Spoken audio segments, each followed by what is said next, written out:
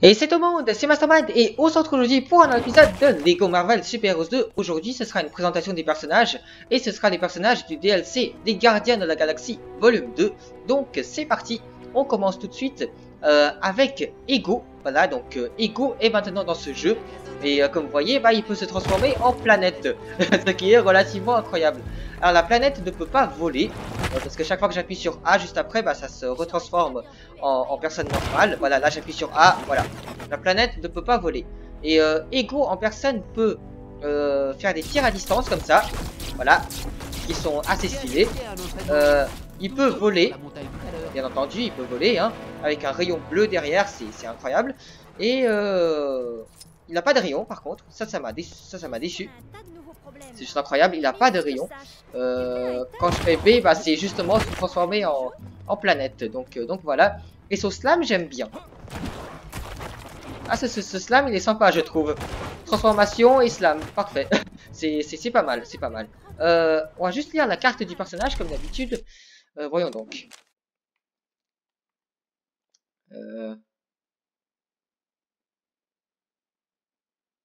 D'accord, ok. C'est pas grave. Ego est un être céleste et elle perd Star-Lord. Ego croit que son véritable but est d'accomplir l'expansion qui consiste à répandre son pouvoir céleste dans tout l'univers et et ôter toute autre forme de vie. Tâche à laquelle Star-Lord s'oppose fermement, bien que sa forme d'origine soit une planète.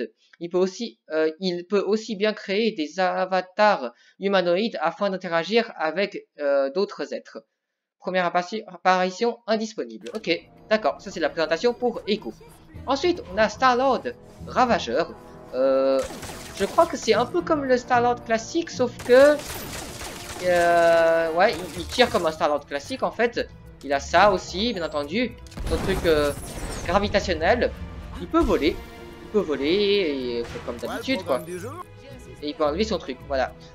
Son slam, c'est ça encore une fois. Et voilà, j'aime pas trop quand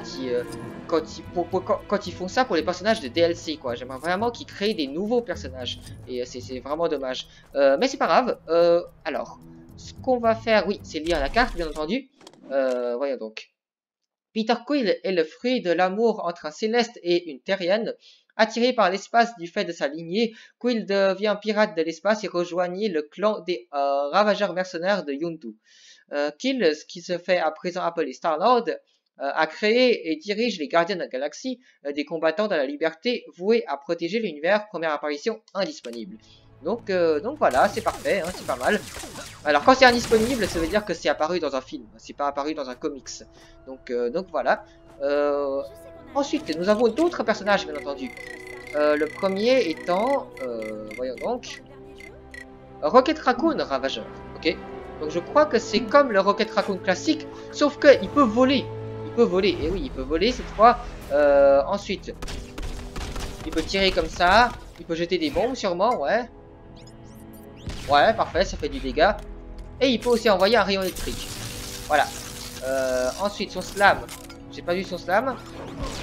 Son slam, c'est comme ça. D'accord, ok. Et puis, je crois que c'est tout. Hein, je crois que c'est tout.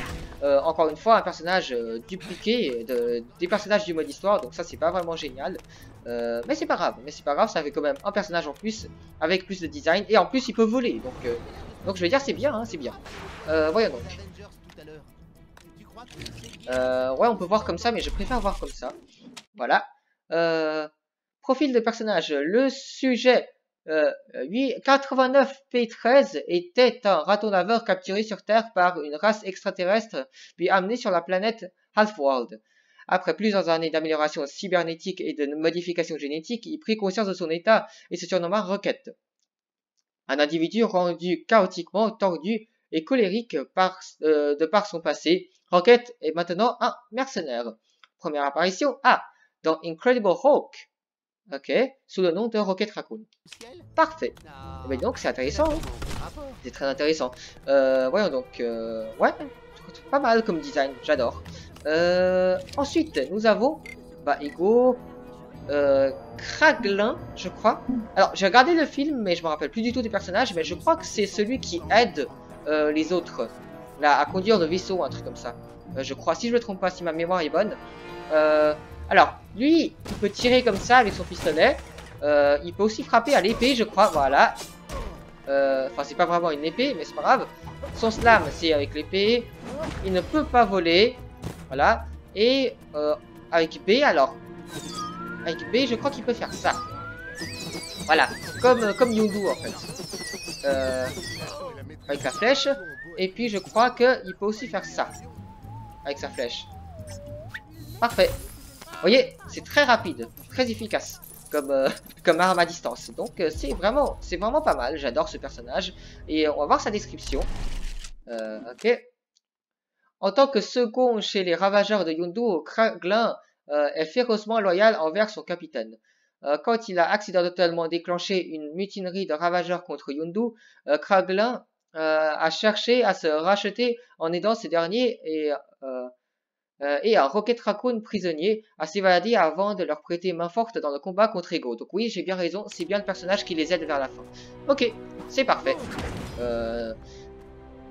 Ensuite, nous avons Stakar Ogord. C'est vraiment un drôle de nom, Stakar Ogord. Je sais pas du tout qui c'est, je me rappelle pas du tout de lui dans le film, mais il a des capacités qui sont pas si mal que ça. Hein. Des tirs comme ça. Ok, ensuite... Là, alors, ça, j'ai pas compris. Je sais pas quelle capacité spéciale. C'est peut-être une explosion. Mais en tout cas, il peut que tirer ça une fois. Si j'appuie... Ah oui, il peut tirer ça plusieurs fois. Ok, ça doit être une explosion, un truc comme ça. Parce que sinon, je vois pas pourquoi ils ont mis en tant qu'une arme séparée. Bah, il n'y a pas de B appuyé. Ça, c'est B, c'est pour ce tir. Et puis, il peut pas voler. Et son slam, c'est... un slam très très classique. Donc voilà. Par contre, alors j'adore le design du personnage, vraiment. Là, que ce soit l'expression faciale, le costume, et aussi l'arme. L'arme, vraiment, c'est excellent, quoi. C'est absolument excellent. Vraiment, j'aimerais qu'ils mettent un système où on peut utiliser les personnages des DLC pour customiser son propre personnage, en fait. Ce serait vraiment, vraiment stylé. Description du personnage, peut-être, pour que je le fasse. Voyons donc. Donc, né ravageur et chef du clan ravageur de Stakar, Stakar Ogord a sauvé Yondu d'une vie d'esclave aux mains des cris. Quand Yondu brisa le code des ravageurs, Stakar, le cœur brisé, fut forcé de l'exiler. Ah d'accord, il est apparu une fois dans le film. Il est apparu dans le film, mais c'était dans une seule scène, je crois, un truc comme ça, enfin bref. Donc voilà, Star-Lord, on a déjà vu. Et puis on a Tulk. Alors Tulk, c'est un personnage qui est très intéressant. Alors, il peut tirer comme ça. Il a son slam comme ça, comme Star-Lord. Il peut pas... Il a un double saut, par contre. Il peut pas voler, mais il a un double saut. Et, ce que j'aime bien, sa capacité en B. Regardez-moi ça. Ah, ça, c'est énorme. Ça, c'est vraiment, vraiment énorme. Donc, ouais, un personnage très intéressant. La coupe de cheveux qui est très, très particulière. L'expression faciale aussi, d'ailleurs. Mais, ouais. C'est à peu près tout le personnage. Voyons donc la description. Membre du clan des ravageurs de Yondu, Tulk, lui, est resté fidèle dans toutes ses aventures. Quand la mutinerie éclata contre ce dernier, il refusa d'y prendre part et fut attaqué puis emprisonné par Nebula. Ok, d'accord, ça va dans tous les sens le scénario, mais c'est pas grave. Donc oui, c'est encore un personnage qui est vraiment assez intéressant. Et je crois que si je me trompe pas, c'est tout. Donc dans ce DLC là, il y a 1, 2, 3, 4, 5, 6 personnages. Donc c'est pas mal. Je dirais que mon personnage préféré c'est bien Ego. Parce que vraiment, que ce soit ses tirs ou le fait qu'il peut se transformer en planète dans son slam ou tout simplement en planète en fait. C'est vraiment absolument excellent. J'adore. Personnellement, vraiment j'adore. Ils auraient pu faire que la planète vole, encore une fois. Mais apparemment c'est pas possible. Donc c'est dommage, mais en tout cas c'est un DLC qui est définitivement assez intéressant. Voilà, je crois que c'est tout ce que j'ai à dire sur ce DLC là. Donc la prochaine vidéo ce sera sur le DLC Les Agents de l'Atlas, qui est pas vraiment nouveau, mais il y a des nouveaux personnages qui sont introduits. Donc voilà, en attendant je vous dis à la prochaine vidéo. Allez, ciao tout le monde.